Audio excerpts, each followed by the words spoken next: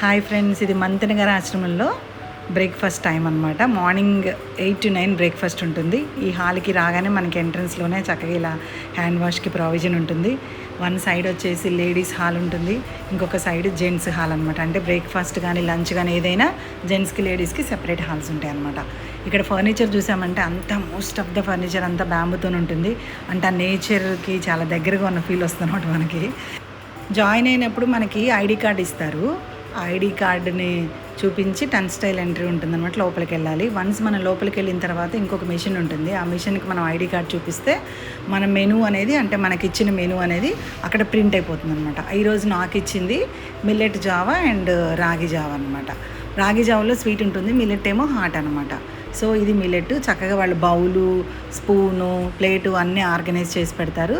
మనకి కావాల్సినంత జావా తీసుకొని వెళ్ళి ఒక ఏరియాలో కూర్చొని హాయిగా హ్యాపీగా తాగేసేయడమే.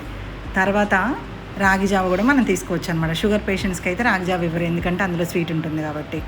సో నాకైతే మిల్లెట్ జావ ఎలా ఉంటుందో ఏంటో అనుకున్నా. చూస్తే అది జావా అన్నారు కానీ పొంగల్లాగా అనిపించింది, కానీ తింటుంటే బాగా అనిపించింది. దానిలో కొంచెం వెజిటబుల్ ముక్కలు కూడా వేశారనమాట. చాలా బాగుంది. మొత్తానికైతే బౌల్ ఖాళీ చేసేసాను.